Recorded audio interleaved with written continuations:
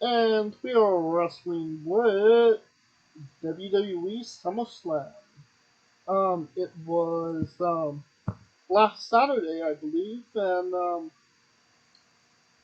it took place in Nashville, Tennessee, at Nissan Stadium. The attendance allegedly was 48,449. As a whole, what do you think of the show?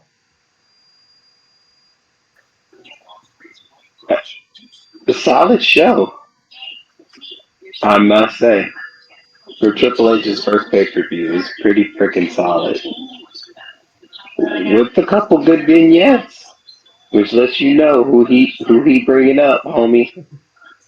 I kind of You felt like there was like, good shit, some bad shit.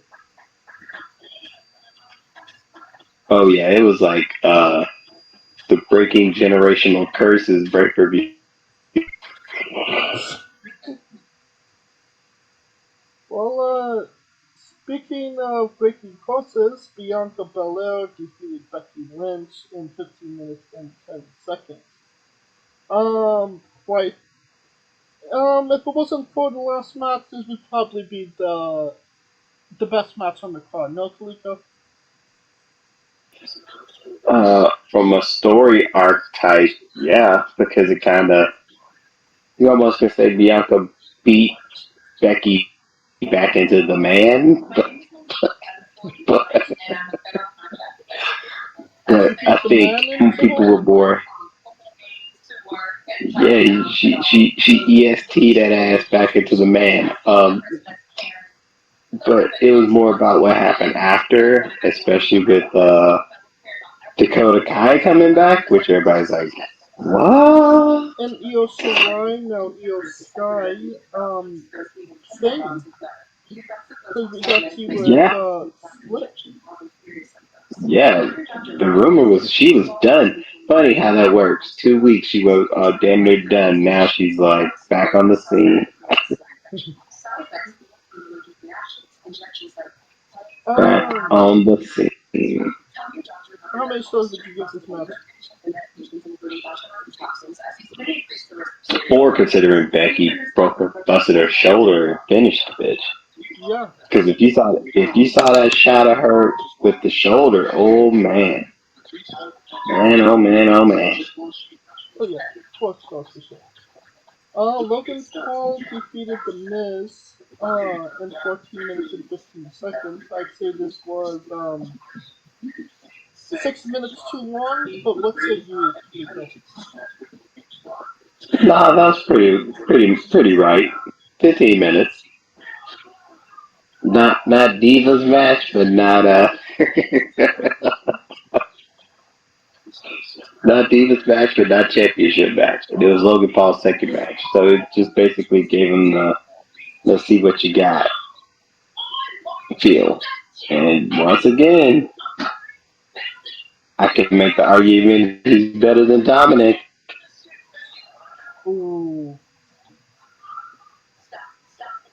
How many stars would you give this one?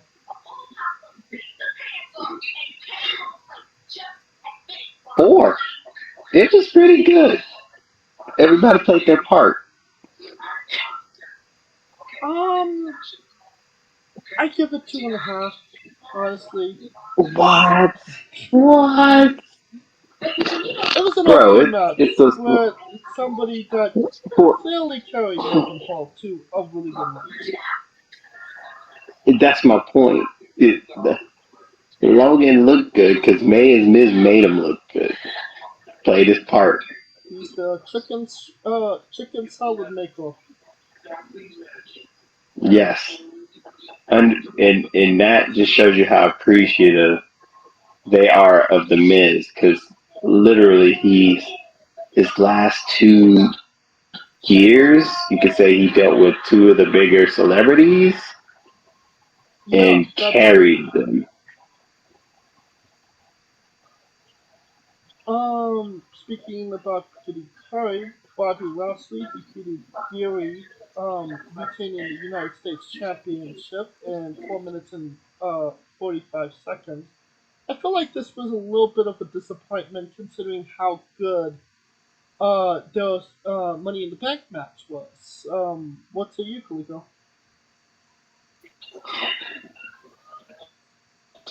Well, because Bobby was the chase, and Theory, you can make the argument Theory could had his head in too many places Yeah. because he was it's like he was the young lion reaching for the stars because he was trying to win the title and possibly cash in. So his mind wasn't really focused on one thing. You know what I mean? Yeah. So that's why I think what it was. How many stars would you give this one?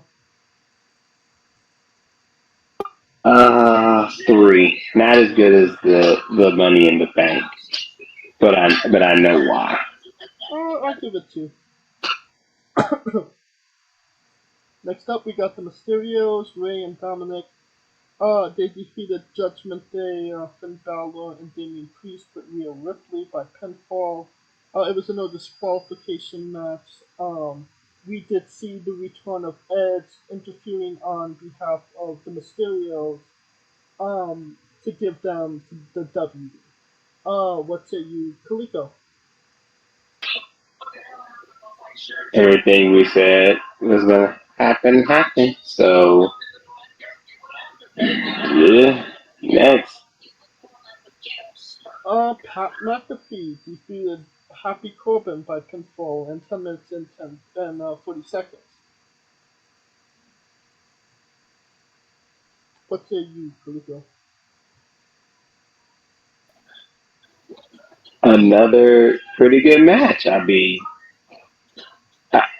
when you hear McAfee talk about it afterwards, how he almost kind of fucked up because he was training indoors and wasn't really factoring the humidity and the fact that it was an outdoor stadium and had to change things, and Corbin helping him out, saving him in some spots. It Yeah, kind of there's shows you how you.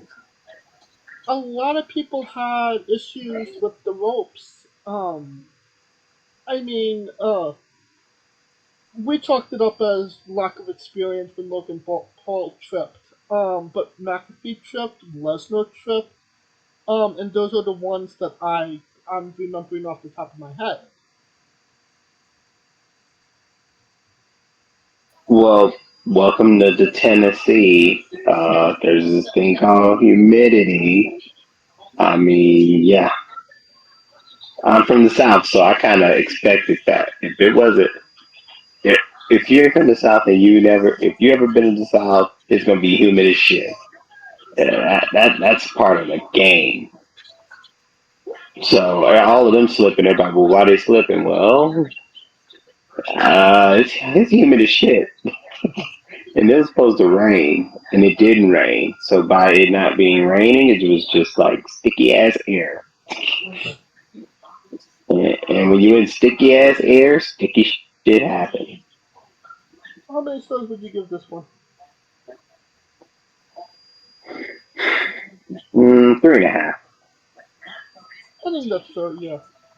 Going back to the Mysterios versus Judgment Day, do you think we're going to see Edge join the Mysterios in a six-man tag against Judgment Day? Obviously, when Rhea gets tagged in, Dominic has to be in the match.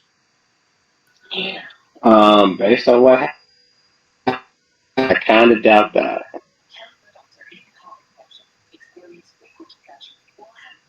All right. But why do you doubt that? because remember, Edge came in and tried to help them win the title from the Usos, and yeah, yeah, that happened.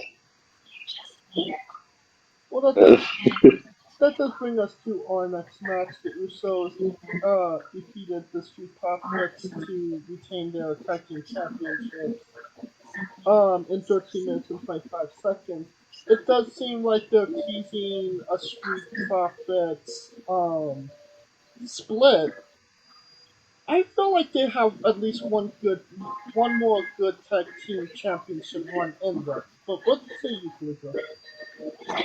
I feel like that they shouldn't be broken up as a tag team in general, but I see why they would do it. But to me, the, they don't really have a lot of tag team oriented teams. So why would you break up them?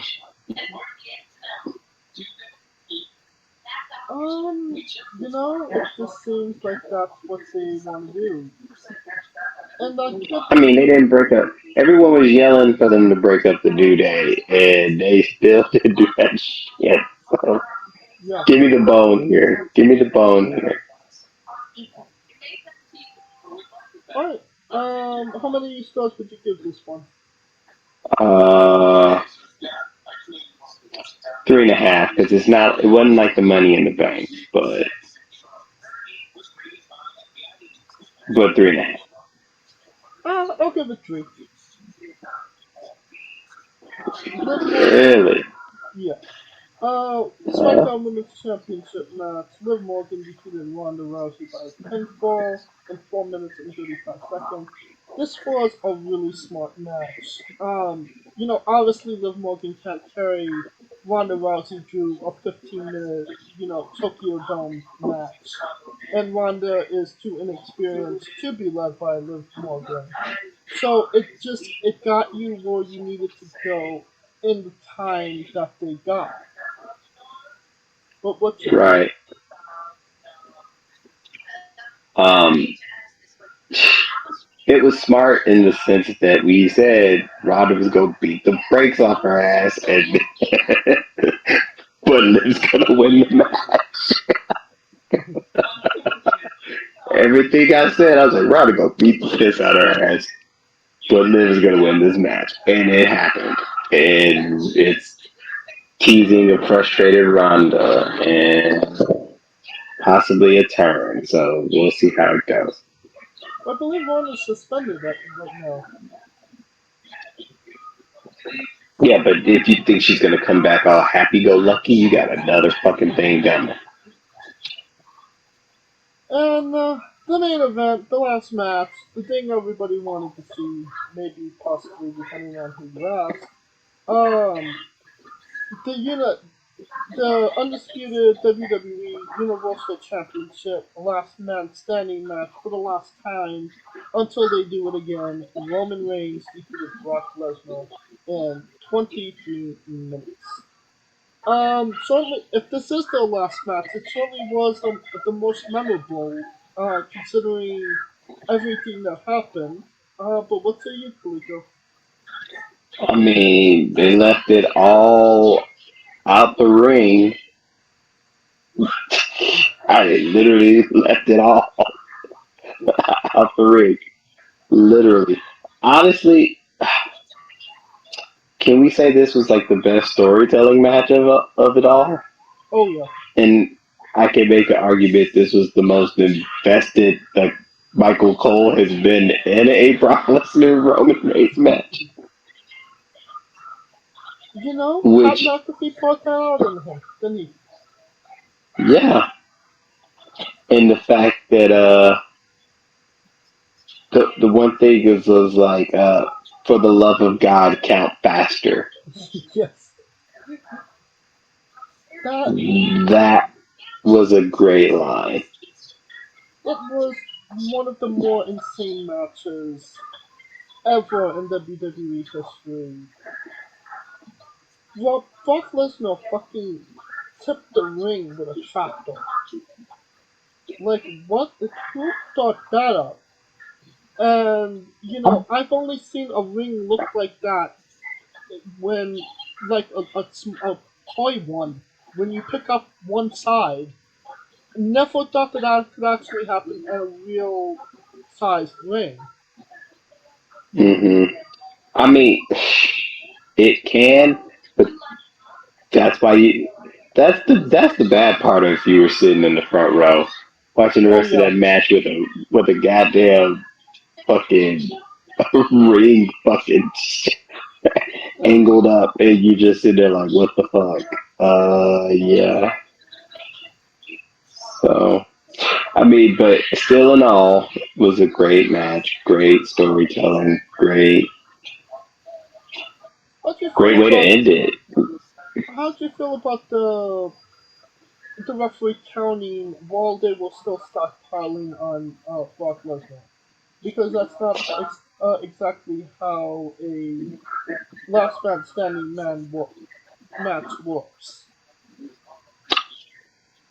I mean, once the table got tossed on him, was he really going to get up? I didn't know, but it's just, taking that extra step. It's, I mean, he just cut the middleman out. Maybe they were running on time. I'm not really as a fucking pay per view. I mean, wasn't nobody gonna rain out that bitch or anything. Alright, so how many stars would you give this one? Oh man. What can I say? Would I? How many stars? It, um, storytelling wise, it was 5. Wrestling wise, I'd say. Well, fuck it, I'm gonna give it a 5. I'll give it a 5. This the last time. I'm gonna give it a 5.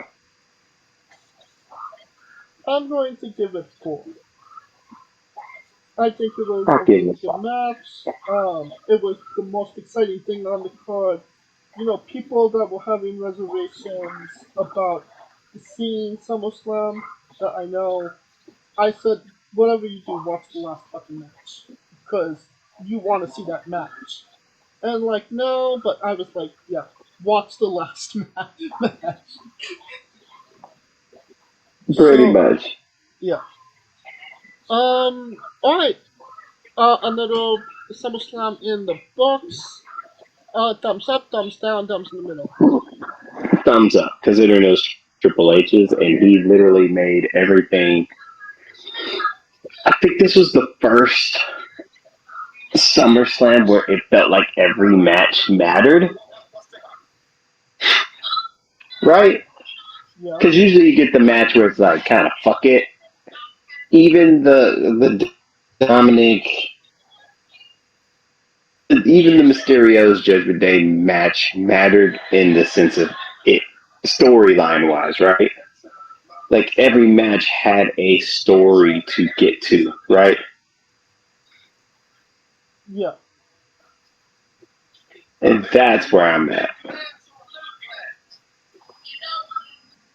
I give it thumbs up as well. It wasn't the best SummerSlam I feel that they've ever done, but it wasn't grueling to get through, and that's always great. So, yeah, thumbs up.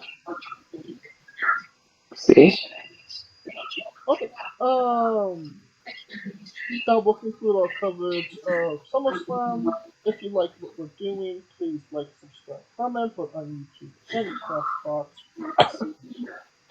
Of course, this was sponsored by Rogue Energy and Player One Coffee. Join us this Wednesday as we interview Cameron Saturn. You don't want to miss that again this Wednesday. Follow the show at Wrestling with Evil on Twitter and Instagram.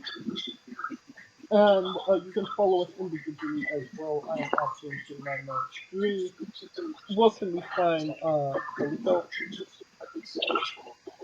You can find me praying that NXT comes back to San Diego at I Am Kaliko. You might find me drunk in LA at that pre-sale party. I ain't gonna lie to y'all. And of course, you can follow Scooter at Scooter Dust, the remix on YouTube, the only live alternative commentary for WWE live events. And on the Smoking Dragons podcast Twitch stream. For Coleco Yachts and Scooter Dust, I'm James J, and this has been Wrestling with Entertainment.